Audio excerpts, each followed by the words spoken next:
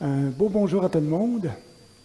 Donc, ça me fait toujours plaisir d'être avec vous le dimanche matin, une fois par mois, à la- le deuxième dimanche de chaque mois. Donc, on va continuer ce matin la petite série que j'ai commencée sur la prière, n'est-ce pas? Donc, la dernière fois, on a regardé un peu la prière de Jésus dans Jean chapitre 17. On a vu la prière que Jésus a faite pour lui-même dans un premier temps. Père, glorifie ton Fils afin que ton Fils te glorifie. Et ce matin, nous allons voir la prière de Jésus pour l'Église. Je te prie afin que tout soit un, comme toi, Père, tu es en moi et moi en toi, qu'eux aussi soient un en nous. Donc, on va lire la prière au complet, qui est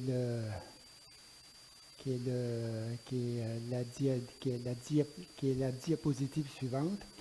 Je vous ai remis des feuilles. Les feuilles que vous avez, ce sont les versets que nous allons voir ce matin. Des fois, j'aime ça les mettre comme ça. Comme ça, quand vous arrivez chez vous, vous pouvez peut-être relire si l'occasion s'y donne. Mais ça peut parfois aider. Donc, c'est dans Jean 17, oui, dans Jean 17, les versets 20 à 23. Jésus dit, ce n'est pas seulement pour ceux-ci que je prie, c'est-à-dire les apôtres, mais encore pour ceux qui, par leur parole, croiront en moi. Afin que tous soient un, comme toi, Père, tu es en moi et moi en toi, qu'eux aussi soient un en nous, pour que le monde croie que c'est toi qui m'as envoyé. Et moi, dit-il, je leur ai donné la gloire que tu m'as donnée, pour qu'ils soient un comme nous sommes un, moi en eux et toi en moi, pour qu'ils soient parfaitement un. Et que le monde connaisse que c'est toi qui m'as envoyé et que tu les as aimés comme tu m'as aimé. Donc, vous connaissez cette prière, hein? C'est un thème qu'on connaît très très bien, le thème de l'unité. J'aimerais vraiment le voir ce matin dans le cadre de cette prière-là, dans le cadre dans lequel Jésus cite cette prière-là. Donc, c'est une belle prière. C'est une belle prière de la part de Jésus pour les chrétiens du monde entier. On pourrait même dire que c'est la prière des prières, la prière par excellence. Il demande à son Père que nous soyons tous un, en eux, comme le Père est dans le Fils et que le Fils est dans le Père. Il demande à son Père que nous soyons tous un, oui, tous un en eux. Donc, tout simplement pour dire que ce n'est pas un simple discours sur l'unité chrétienne, une sorte d'exhortation, une sorte d'encouragement adressé aux chrétiens à faire, à produire, à créer l'unité fraternelle entre les chrétiens. D'ailleurs, on aborde souvent le texte de cette façon-là. En réalité, c'est la prière, c'est une prière, c'est la prière du Fils adressée au Père. Ce n'est pas un discours qui nous est adressé. C'est une prière qui est adressée au Père pour que celui-ci fasse en sorte que tous ceux qui ont accueilli le message apostolique par lequel ils ont cru que Jésus est le révélateur du Père, soient une seule unité identitaire pour que le monde croie que c'est Dieu qui l'a envoyé. Comme vous pouvez le constater, cette prière a un sens profond. D'ailleurs, il y a comme deux parties dans cette prière. La première, c'est la demande. Je te demande afin que tous soient un, comme toi, Père, tu es en moi et moi en toi. Et la deuxième, c'est la façon que cette unité va se faire. Et moi, je leur ai donné la gloire que tu m'as donnée pour qu'ils soient un, comme nous sommes un.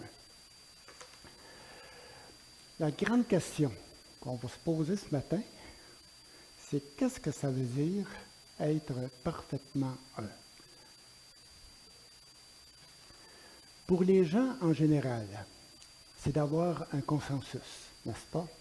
C'est d'aspirer à une seule et même pensée.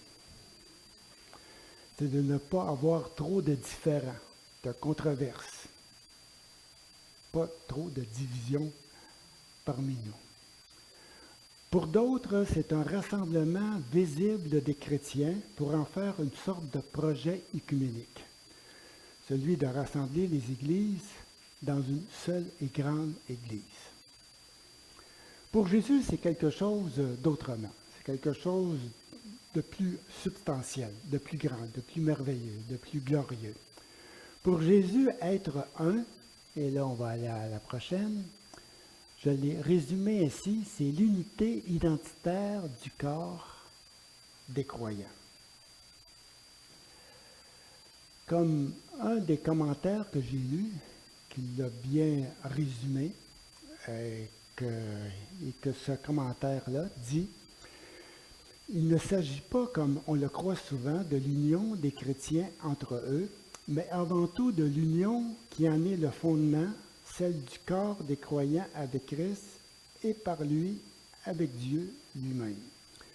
Formule assez complexe peut-être, mais assez complète aussi. On va l'aborder, on va y aller, on va vraiment plonger là-dedans. En d'autres mots, ce qui fait que nous sommes un, ce n'est pas le fait d'avoir une bonne entente entre nous. Ça serait trop facile, ça serait trop beau. Mais c'est le fait que nous sommes en Dieu un seul corps, une seule identité. Par le fait que nous sommes tous, sans exception, associés à la gloire que le Père a donnée à son Fils. Comme c'est écrit tantôt, comme c'est écrit, comme Jésus l'a dit, et moi je leur ai donné la gloire que tu m'as donnée pour qu'ils soient un comme nous sommes un. Cette unité est pensée en termes de présence divine, afin que tous soient un, comme toi, Père, tu es en moi, et moi en toi, qu'eux aussi soient un en nous. Le Père habite le Fils habite le Père, et le Père et le Fils habitent le croyant. C'est ce qui fait notre unité. Ce qui fait que nous sommes un en Dieu, ce n'est pas le fait d'avoir un consensus entre nous. Ça va venir, sûrement. Ou d'être rassemblés ensemble dans une seule et grande Église. C'est que nous habitons dans le Père et le Fils, comme le Père et le Fils, comme le Père est dans le Fils et le Fils est dans le Père. C'est mélangeant tout ça, hein? N'est-ce pas? Donc, cette unité en Dieu est le fondement, la cause, le motif de notre union entre nous. Ce qui fait qu'on se réunit ensemble, ce qui fait qu'on essaie d'avoir une bonne entente, c'est le fait que nous sommes un. Ce n'est pas pour devenir un. C'est le fait que nous sommes un en Dieu qui fait qu'on essaie d'avoir une bonne entente ensemble. C'est le fondement. Donc, ce que Jésus demande à son Père, c'est d'établir le fondement de notre unité, de notre bonne entente entre nous, qu'il soit un comme nous sommes un. Donc, l'unité en Dieu n'est pas le résultat de nos propres efforts. Elle est l'œuvre du Père qui, par son Fils, nous réunit dans un seul corps. Cette parfaite unité est le fait que nous sommes tous, sans exception, associés à la gloire que le Père a donnée à son Fils. Le corps du Christ, l'Église, c'est un tout, c'est un ensemble, c'est une unité. Et l'Église en tant que corps a la même gloire que le Père a donnée à son Fils. Donc l'Église, dans ce qu'elle est, reçoit la gloire, la même gloire, et c'est fort, le texte il est tellement fort, c'est, vous l'avez lu tantôt, je leur ai donné la gloire que tu m'as donnée, afin qu'ils soient tous un. Donc tout simplement pour dire que tous, sans exception, en tant que corps, nous sommes associés à la gloire que le Père a donnée au Fils. Donc c'est en tant que corps que nous partageons la même gloire, celle que le Père a donnée au Fils.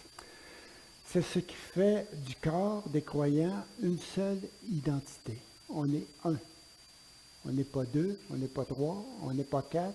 Dieu regarde son Église comme comme étant une. C'est une identité. C'est une identité qui rassemble, structure, unit. C'est une unité et cette unité est un don résultant de la mort du Christ. C'est ce qui fait que tous les croyants du monde, qu'importe leur origine, sont égaux devant Dieu. Ils ont les mêmes droits, les mêmes privilèges et les mêmes avantages. En réalité, c'est le même discours que l'apôtre Paul fait à travers toutes ses lettres. Vous savez, à l'époque où les évangiles ont été écrits et à l'époque où l'apôtre Paul écrit ses lettres, le monde vit dans un monde asymétrique. Les êtres humains sont inégaux devant Dieu. Pour nous, c'est compliqué parce que nous, on vit dans une société où l'égalité existe. Hein? On est tous citoyens canadiens, on a tous les mêmes droits, on devrait tous avoir les mêmes droits, tous les mêmes avantages et tous les mêmes privilèges du fait qu'on est Canadien. Il n'y a pas deux classes de Canadiens. Il y a une classe. On est tous égaux dans ce sens-là. C'est un concept avec lequel on est habitué de vivre. Hein? On se regarde les uns les autres comme étant vraiment égaux en tant que Canadiens. Mais à l'époque, c'est pas ça du tout. Là. Ça n'existe pas, cette forme d'égalité-là. Donc, à l'époque de l'apôtre Paul, oui, les êtres humains sont inégaux et surtout devant Dieu. Sur la base de leur nationalité, de leur genre ou de leur statut social, ils n'ont pas les mêmes droits, les mêmes privilèges et les mêmes avantages. Les Juifs sont supérieurs aux non-Juifs, ou du moins ils se pensent supérieurs aux non-Juifs. Les hommes se pensent supérieurs aux femmes. Les maîtres se pensent supérieurs aux esclaves. Tous n'ont pas la même valeur devant Dieu. C'est une société comme ça. Les gens vivent comme ça, ils ont créé un monde comme ça, ils sont habitués de vivre comme ça. Le maître regarde son serviteur comme étant inférieur, l'homme regarde sa femme comme étant inférieure, le juif regarde les Grecs comme étant inférieurs devant Dieu, et tout le monde s'y fait, c'est la nature, c'est comme ça qu'eux croient que Dieu a fait les choses. Donc, le fait de dire d'être un, c'est révolutionnaire. C'est quelque chose de complètement, c'est un concept complètement neuf qui ne l'est pas pour nous. Mais que pour l'époque, c'était complètement un concept complètement nouveau. C'est pourquoi que l'apôtre Paul, dans sa lettre aux Éphésiens, dira, et là vous avez le texte sur vos feuilles, vous n'êtes pas obligé de... Écoutez-moi, ça va aller. Paul leur dit, vous qui n'êtes pas juifs de naissance, donc il s'adresse aux non-juifs, n'est-ce pas? Il dit, vous qui n'êtes pas juifs de naissance, rappelez-vous ce que vous étiez autrefois, avant d'être chrétiens. Les Juifs vous méprisaient en vous traitant d'incirconcis, c'est-à-dire de bâtards devant Dieu, de fils illégitimes. Eh bien, à ce temps-là, vous étiez loin du Christ. Vous étiez étrangers. Vous n'apparteniez pas au peuple de Dieu. Vous étiez exclus des alliances fondées sur la promesse divine, sans espérance et sans Dieu. Dieu ne leur appartenait pas. Dieu était fait pour les Juifs. Dieu n'était pas fait pour les Grecs, pour les nations. Eux avaient leur Dieu. Mais l'Éternel Dieu, c'était le Dieu des Juifs. Donc Dieu existait pour eux. Dieu existait pour leur bonheur à eux. Et Dieu était pour juger le monde. C'était un concept qu'ils avaient, là. Hein? Dieu s'était fait vraiment pour eux. Donc c'est pour ça que l'apôtre Paul dit qu'à ce temps-là, vous étiez sans espérance et sans Dieu par rapport à Dieu. Mais maintenant, dit-il, à cause qu'ils sont venus à Jésus-Christ, mais maintenant, en Jésus-Christ, vous qui étiez jadis éloignés, vous avez été rapprochés, pas par vos propres efforts, pas par le bon vouloir de la communauté juive, mais par le sang de Christ, car il est notre paix, lui qui des deux n'en a fait qu'un. On retrouve Jésus dans sa prière. Je te prie, Père, afin qu'il soit un. L'apôtre Paul dit, le Christ est notre paix, qui, lui, qui des deux, en a fait qu'un. Donc, il n'existe plus deux entités, il n'en existe qu'une seule. Afin de créer en lui-même, avec les deux, un seul homme nouveau. Pour ça, j'emploie le mot identité, là. Un seul être neuf, qui est le corps du Christ, la communauté des chrétiens. Afin de créer en lui-même, et c'est Dieu qui l'a créé, en lui-même, avec les deux, un seul homme nouveau, en établissant la paix et de les réconcilier l'un et l'autre en un seul corps. Et ça, c'est l'œuvre de Dieu par Jésus-Christ. Et c'est pour ça que Jésus, dans sa prière, va s'adresser à son Père. Fais en sorte qu'il soit un comme nous sommes un, comme nous avons la même identité. Donc, fais en sorte que tous ceux et celles qui vont croire, eux aussi, soient un, soit une seule identité. Donc, c'est un concept complètement nouveau, c'est un concept très, très fort, c'est un concept révolutionnaire pour l'époque qui n'a pas été facile à passer, qui n'a pas été facile à enseigner. Et l'apôtre Paul en a subi les conséquences aussi. Donc, tout simplement pour dire que l'unité identitaire des Juifs et des non-Juifs a été le grand plaidoyer de l'apôtre Paul par lequel il a été persécuté par la communauté chrétienne. Hein? On voit l'apôtre Paul à travers les actes, c'est pas facile pour lui. Il y a une vie vraiment, il n'y a pas vraiment pas une vie facile à cause de son discours. Parce que l'apôtre Paul, en réalité, c'était son plaidoyer de faire de tous les croyants une seule identité, un concept complètement neuf pour l'époque. Dans sa lettre aux églises de la Galatie, il ira encore plus loin. Il va élargir l'unité identitaire à l'humanité entière. Il dira dans Galates 4,28, le texte que vous connaissez très très bien, n'est-ce pas? Il n'y a plus ni juifs, ni grecs, il n'y a plus ni esclaves, ni libres, il n'y a plus ni hommes, ni femmes, car vous êtes un en Jésus-Christ. C'est révolutionnaire. C'est révolutionnaire à tous les niveaux. Entre peuples, entre sexes, entre conditions sociales, civiles, esclaves, maîtres, libres. C'est fort, c'est très très fort. C'est un concept très très fort. Une seule et même unité identitaire. Dans sa lettre aux Corinthiens, alors que ceux-ci sont séparés selon les classes sociales du temps, comme j'ai dit tantôt, ceux qui sont libres, ceux qui sont esclaves, les maîtres, les pauvres, les riches, ceux qui possèdent, ceux qui ne possèdent pas, et ainsi de suite. Donc l'apôtre Paul dira, comme le corps, là il essaye vraiment de leur faire comprendre quelque chose. C'est vraiment pas évident pour l'époque. Hein? C'est un concept complètement nouveau. Pour nous, peut-être c'est plus facile. À cause qu'on vit dans une société égalitaire. Pour nous, c'est un concept qui n'est pas révolutionnaire en soi. Ça fait partie de nos mœurs. Tu sais?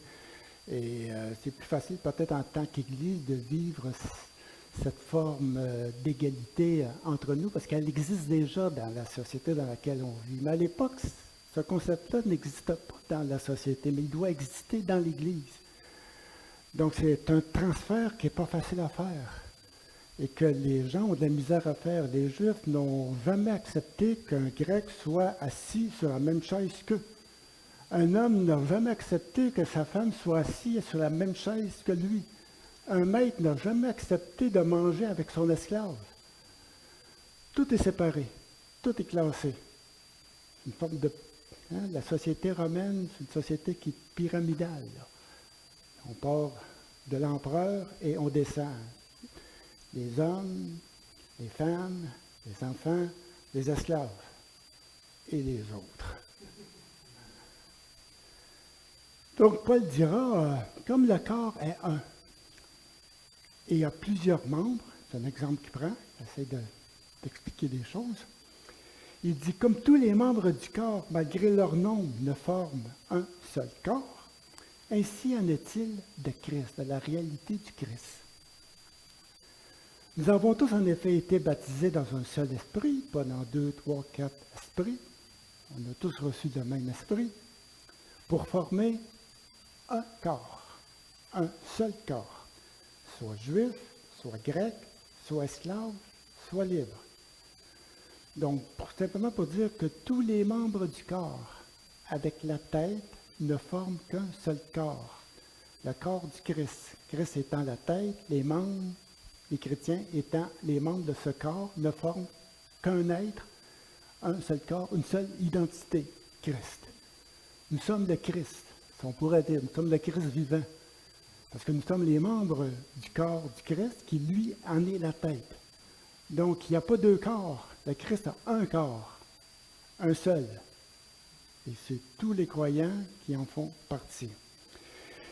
Il rajoutera, parce qu'il va essayer de faire une application avec ça, il rajoutera, ainsi le corps n'est pas un seul membre. C'est logique. Mais il est formé de plusieurs membres. Tout le monde est d'accord avec ça. Bravo, Paul. Bravo, Paul, tu ne nous apprends pas grand-chose de neuf. Hein? Ainsi, le corps n'est pas un seul membre, mais il est formé de plusieurs membres. Il dit, si le pied, supposons que le pied dirait, parce que je ne suis pas une main, je ne fais pas partie du corps, ne serait-il pas du corps pour cela? Il prend un autre exemple.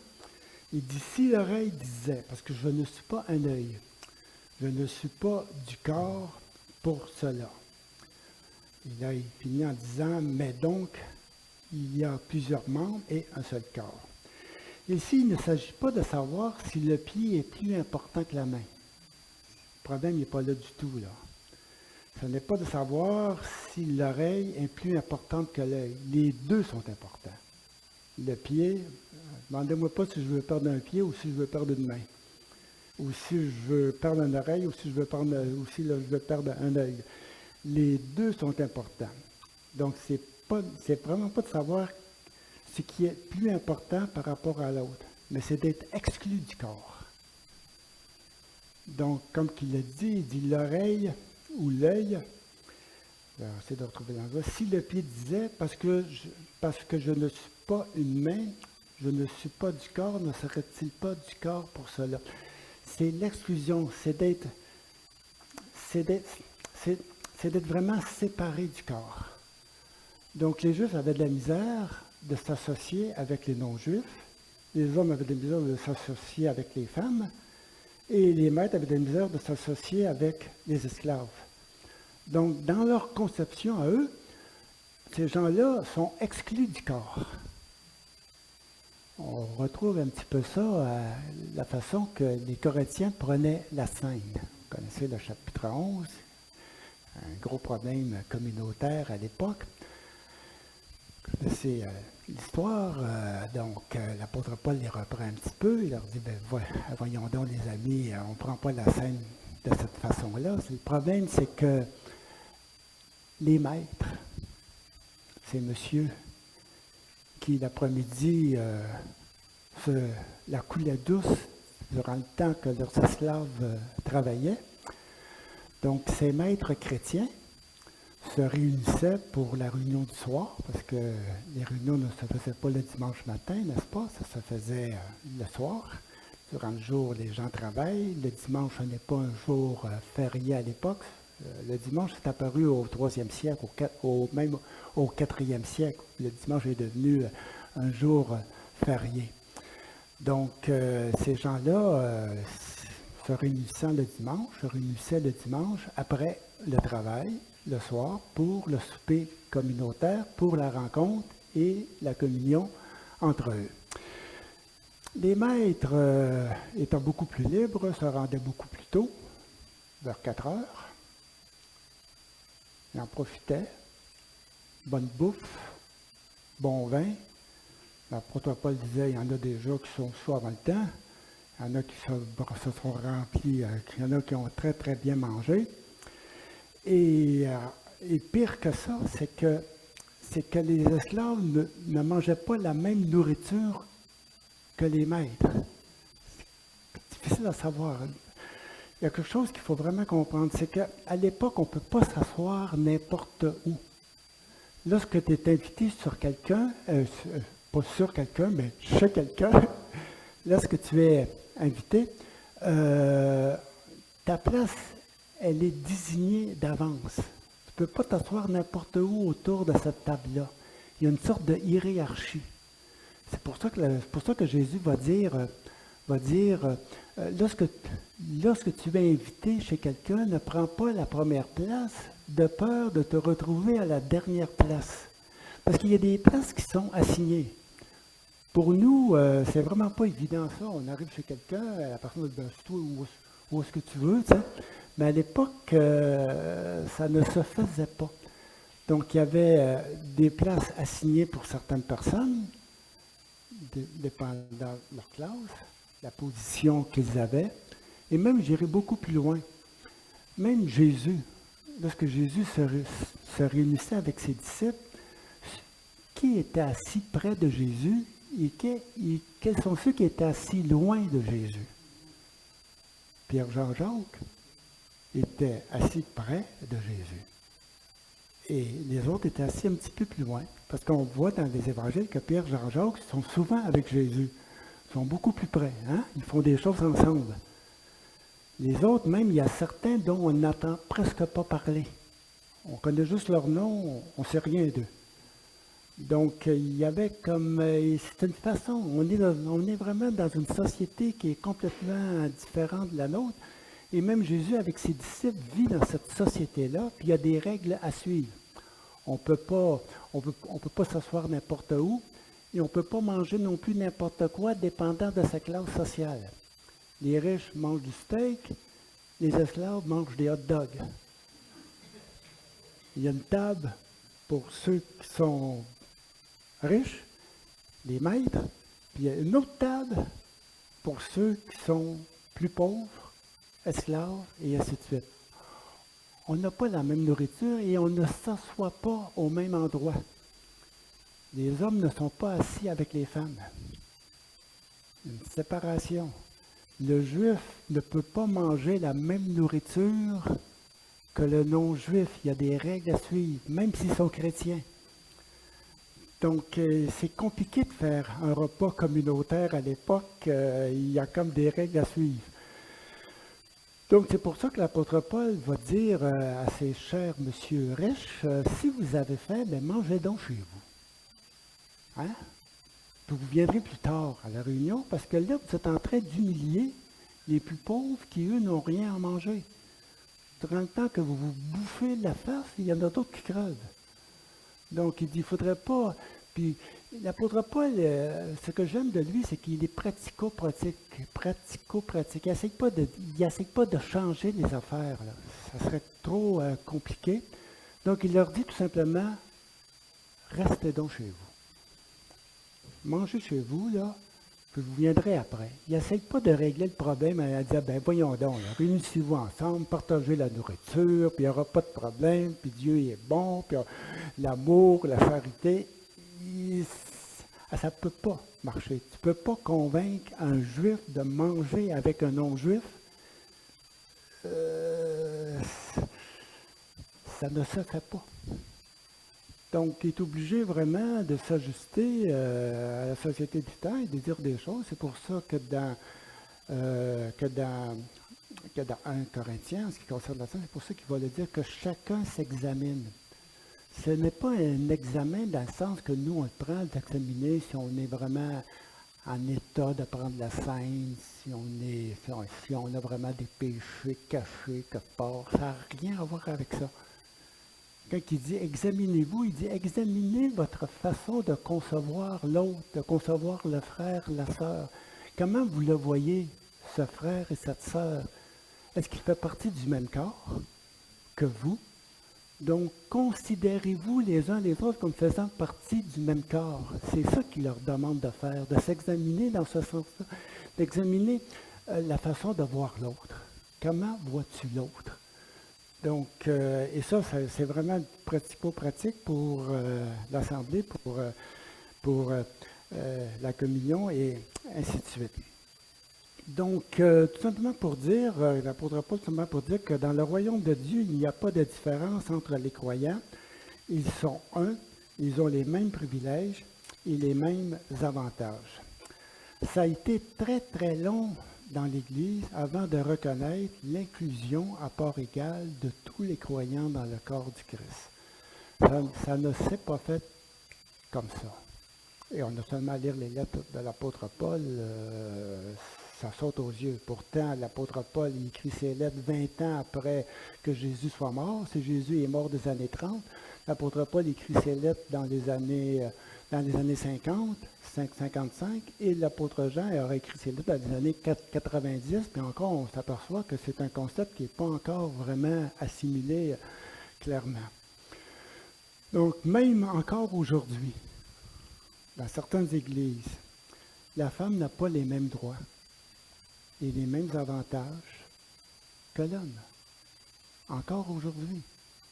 Et même parfois, certaines ethnies ne peuvent pas accéder au même ministère dans certaines églises, à travers le monde, pour différentes raisons. Il y a des classes. C'est pourquoi Paul dira aux églises, dans Éphésiens 4, « Je vous encourage fortement à marcher d'une manière digne de l'appel qui vous a été adressé. » Cet appel-là, c'est d'être un. Dieu nous a appelés à former un seul corps. Il dit de marcher d'une manière digne de cet appel que Dieu vous a adressé, de faire en sorte que vous soyez un seul corps. Il dit en toute humilité et douceur vis-à-vis les uns des autres. Parce qu'en réalité, c'était pas encore évident, il y avait beaucoup d'orgueil et de dureté. Le juif regardait le non-juif du haut de sa prestance juive et il était dur envers le non-juif, qu'il considérait comme étant un païen. L'homme était dur vis-à-vis de la femme. Sur son piédestal d'homme, d'orgueil, de fierté, il humiliait la femme en question. Il la traitait durement, pas à son égal. Le maître, la même chose. Sur son piédestal, il regardait son esclave comme étant inférieur et il le traitait durement. Donc l'apôtre Paul dit de marcher d'une manière digne de l'appel qui vous a été adressé en toute humilité. Regardez l'autre comme étant vraiment supérieur à vous, d'une certaine façon, du moins égal à vous, en toute humilité et en toute douceur, vous supportant les uns les autres. Est-ce qu'un juif était prêt à venir aider un non-juif? Pas sûr. Il ne voulait pas devenir impur. C'est ça les juifs, hein? Un juif ne pouvait pas vraiment se salir trop les mains avec un non-juif pour des questions de pureté religieuse, là. Donc, on ne pouvait pas toucher à n'importe qui, à n'importe quoi. Il y avait vraiment certaines limites. Donc, il dit, vous supportant les uns les autres avec amour, vous efforçant de conserver, de protéger, de sauvegarder l'unité de l'esprit par le lien de la paix. Hein? Vous efforçant de conserver. C'était fragile, tout ça. Donc, ça tirait de tous les côtés, et on le voit à travers les lettres de l'apôtre Paul, comment c'était tiraillant tout ça. C'était pas facile de mettre tout ce beau monde-là ensemble. Puis, on n'a pas besoin de retourner tellement longtemps. Vous connaissez un petit peu aux États-Unis, il y a peut-être une 50aine d'années, ou je ne sais pas. Mais il y avait des églises pour les Noirs, des églises pour les Blancs. On ne pouvait pas les mettre ensemble. Parce que le Blanc se croyait supérieur à l'autre. Donc, il ne pouvait pas vraiment se rendre impur, entre parenthèses, vis-à-vis de Noirs, parfois l'esclave, tandis qu'eux, c'était vraiment dans une classe complètement à part. Vous connaissez l'histoire, ça a été toute une histoire aux États-Unis où une fois qu'il y a eu une petite femme noire qui s'est imposée dans un autobus, disant qu'elle avait le droit de prendre un siège dans un autobus de blanc. Et ça a été vraiment... Et là, ça l'a ouvert... ça fait du bruit, hein? Un, deux. Ça va aider? Donc, ça avait été toute une histoire à l'époque. Donc, ça ne fait pas tellement longtemps. C'est pour ça que je vous dis ces choses-là. Et même ces Blancs-là, aux États-Unis, ils étaient chrétiens. C'était des églises chrétiennes qui connaissaient les Écritures, qui prêchaient les Écritures. Un concept pas facile à vivre, pas facile à mettre ensemble. Et même, j'aimerais dire, même pour nous aujourd'hui, c'est pas toujours facile. J'étais pour dire d'accueillir, mais c'est vraiment pas le bon mot. C'est comment, en tant que chrétien, qu'on accueille, oui, celui qui est plus fragile parmi nous. Il y a des gens qui sont fragiles physiquement parlant. Il y a des gens qui sont fragiles psychologiquement parlant. Et parfois, malheureusement, ou je ne sais pas, c'est qu'on passe à côté. On ne s'en occupe pas à la juste valeur. On n'est plus porté, et c'est vraiment humain, on est plus porté d'aller vers celui qui nous ressemble, qui nous apporte quelque chose. Vous n'avez jamais remarqué? C'est facile à voir. Prenez dans un endroit, là, un monsieur qui est vraiment bien connu, puis prenez un pauvre monsieur à côté, qui a l'air un petit peu plus fragile, je vais le dire ainsi. La personne va passer à côté du monsieur fragile, elle ne l'a pas vu. Elle va aller tout de suite vers celui, ah, bonjour monsieur. Hein? Complètement ignorer l'autre. Il pourrait même y marcher dessus. Il ne l'a pas vu. C'est une réalité. Et même aussi dans les églises chrétiennes, c'est une réalité. Celui qui est fragile passe parfois inaperçu, oublié, parmi tant d'autres. Et pourtant, il fait partie du corps. Et pourtant, il y a besoin du soin de tout le corps. Hein? Comme l'apôtre Paul dit, s'il y a une partie du corps qui est fragilisée, bien les autres parties en prennent soin. Et c'est comme ça qu'on doit vivre dans l'Église. C'est vrai que nous, dans notre concept à nous, il n'est plus question de juifs et de grecs, de maîtres et d'esclaves. Mais il est question aussi de la fragilité des gens. Il y a des gens fragiles dans notre société, il y a des gens fragiles dans nos communautés chrétiennes. Et je le remarque. Et même moi, sur le plan humain, je suis plus porté d'aller vers celui qui m'intéresse que d'aller vers celui qui ne m'apporte pas grand-chose. C'est humain. C'est humain. Ce matin, avant de venir ici, j'ai prié le Seigneur. Seigneur, donne-moi cette vision de l'autre. Donne-moi vraiment le temps de passer du temps avec ceux qui sont plus fragiles que d'autres. Puis il faut prier pour ça. Puis il faut s'examiner parce que c'est vraiment pas évident. On est comme ça, c'est comme ça. Donc, tout simplement pour dire que le corps, c'est une seule entité. Il n'y a pas deux corps, il n'y a pas trois corps. Donc, c'est une seule identité. Et c'est pour ça que Jésus prie dans sa prière, disant, Père, qu'il soit un comme nous sommes un. Et Jésus a dit, bien, j'ai partagé ma gloire avec eux tous, avec mon corps, pour que ce corps-là soit un, comme nous sommes un.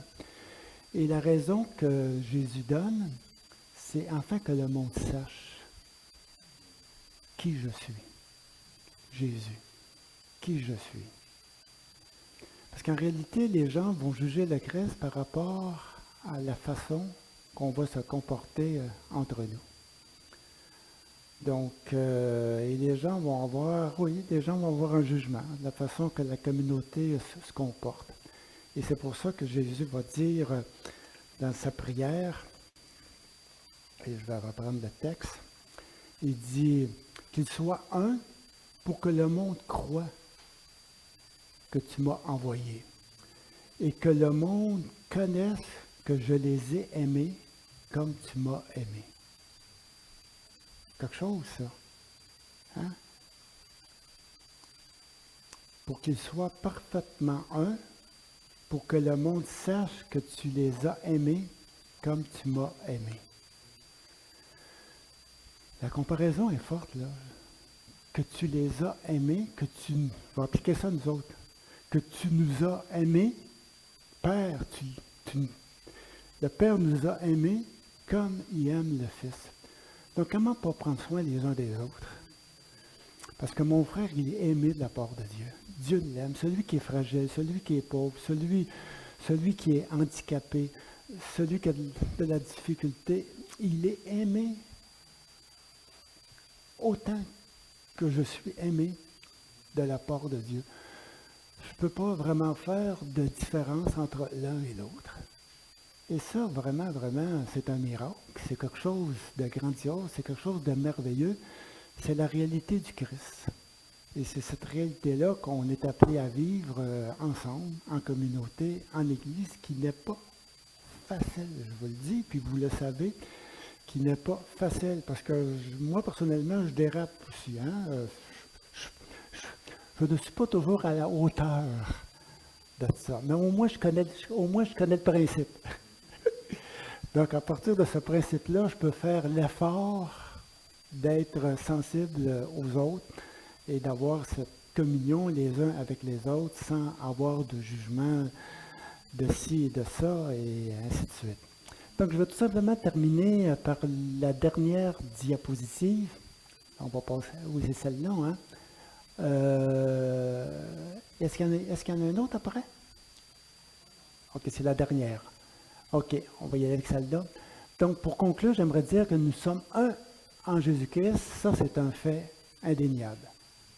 C'est là. Ce n'est pas quelque chose qu'on est appelé à faire. Ce n'est pas quelque chose qu'on est appelé à construire. C'est à cause que nous sommes un que nous pouvons vivre en harmonie ensemble. Accueillons-nous les uns les autres. Ça, c'est le passage dans Romains 14, je pense, que j'ai un petit peu arrangé là. Accueillons-nous les uns les autres, afin que tous ensemble, d'une seule bouche, nous glorifions Dieu, le Père de notre Seigneur Jésus-Christ, pour son œuvre de faire de nous tous un corps unique, ayant les mêmes droits, les mêmes avantages, les mêmes honneurs, afin de bien vivre ensemble. Donc, c'est une très, très belle prière. Jésus a terminé son ministère avec cette prière-là. Père, fais en sorte qu'il soit un, comme nous sommes un. Ça a été les dernières paroles de Jésus, en quittant le monde, si on peut dire, dans Jean 17. Ensuite, Jésus va se diriger vers la croix et ainsi de suite. Il va mourir pour nous. Donc, je vous laisse avec ça. Merci beaucoup.